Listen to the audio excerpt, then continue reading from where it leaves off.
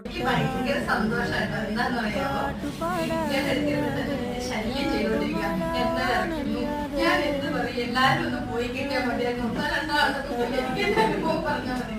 അങ്ങനത്തെ ഒരു പേടിത്തൊട്ടിയാണ് ഈ ഇരിക്കുന്ന കമ്മിയത്രിക്ക്. 10 പേരിരിക്കുന്ന സദസ്സിനെ അഭിമുഖീകരിക്കാൻ ശക്തിയില്ലാത്ത ഒരു പെൺകുട്ടിയായിരുന്നു വിദ്യ. ഒരു പുസ്തകം ഇറക്കി എന്ന് പറയുന്നത് ഒരു ചെറിയ കാര്യമല്ല, ഒരു വലിയ കാര്യമാണ്. കാരണം എന്നാൽ ഞാൻ ഇന്നും സ്വന്തമായി ഒരു പുസ്തകം ഇറക്കിയിട്ടില്ല. പക്ഷെ വിദ്യക്ക് അത് സാധിച്ചു. അതായത് തൂക്കണാകുരുവിയുടെ കൂട്ടാണ് എനിക്ക് തോന്നുന്നത്. അവിടെ ഇരുന്ന് കൂട് മെനയുന്നുണ്ട്, ആരും അറിയുന്നില്ല. ആ കുഞ്ഞുകുരുവി വലിയ മനോഹരമായ ഒരു കൂട് മെനയുന്ന കുഞ്ഞുകുരുവിനെ ഒന്ന് ശ്രദ്ധിച്ചു നോക്കിക്കേ.